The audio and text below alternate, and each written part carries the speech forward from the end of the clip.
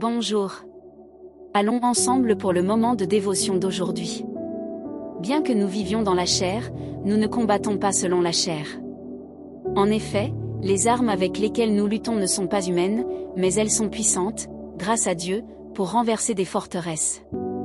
2 Corinthiens 10, 3-4. Notre vie est marquée par des combats quotidiens et beaucoup d'entre eux se déroulent dans notre esprit. Les émotions que nous ressentons se manifestent souvent à travers nos pensées. Certaines surgissent immédiatement, comme des flèches tirées contre nous. D'autres sont semées doucement, au fil du temps, jusqu'à devenir de véritables forteresses difficiles à abattre. C'est pourquoi il est essentiel de veiller à ce qui occupe notre esprit.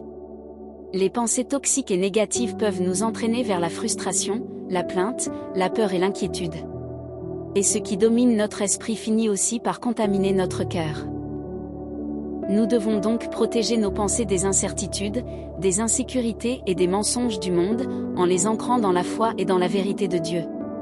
Il est courant de rester prisonnier de souvenirs douloureux, des blessures anciennes, des déceptions, des pertes ou des paroles blessantes.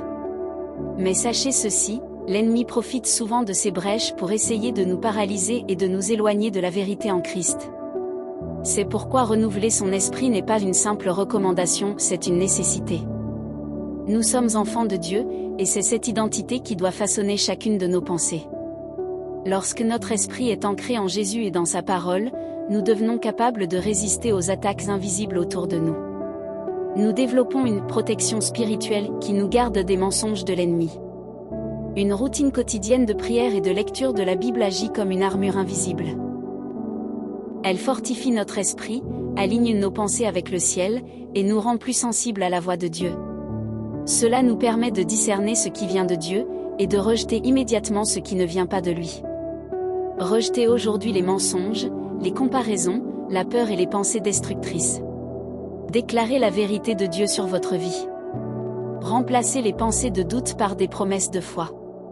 Remplissez-vous de la parole et alors, votre esprit sera transformé, et votre vie marchera en liberté.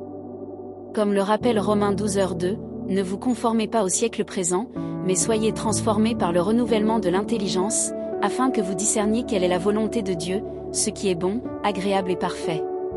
Réfléchissez. Que as-tu laissé grandir dans ton esprit? Si c'est quelque chose qui ne t'édifie pas, il est temps de l'arracher à la racine. Phrase du jour, tout ce sur quoi tu te concentres grandit. Si vous avez aimé notre dévotionnel, abonnez-vous à notre chaîne et priez avec nous chaque jour. Un grand câlin, et à demain.